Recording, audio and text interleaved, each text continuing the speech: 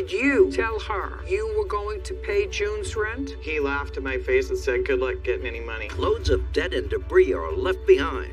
There was 5,000 pounds of trash. I would have got my things if she did not attack me. I never attacked her, Yes, Your she Honor. did. I have a police report right here, lady. And there's more to patch up. What is this? That's her kids doing the damage on the roof. I have 5 children. I never saw them on the roof.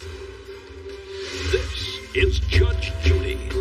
You're Miss Johnson, is that correct? Yes, How long were you plaintiff's tenant? for 3 years. And when you first moved in, who lived there with you?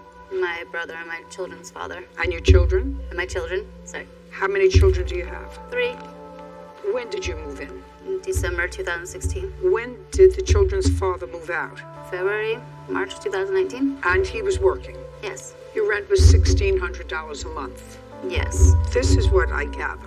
When your children's father moved out and your brother was also living there and contributing to the rent, At first, yes. but then he moved out as well. Yes. And then it was just you and the 3 children. And it was you and the 3 children there in February. Yes. At that time, were you working? No. So you had no source of income. No. This is your dad. Yes. At what time did you sign an agreement with the plaintiff, because you've known each other a long time, that you would be responsible for the rent if your daughter couldn't pay it?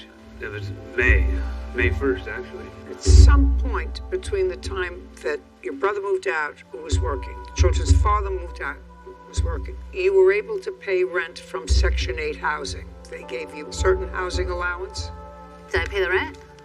For how many months did you get the rent from Section 8 housing? I don't remember when I got Section 8.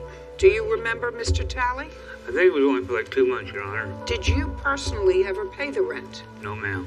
Although you committed to pay the rent. And then at some point, Miss Johnson, you were told that you would no longer be receiving Section 8 housing. And that was in May that you conveyed to the plaintiff that you would not be able to pay June's rent. No. When did she tell you? I got a letter from Section 8 Housing at the end of April that said she was removed, which then would prevent any rent to be paid. Did you pay May's rent? Yes. Did you get the May's rent from Section 8 housing?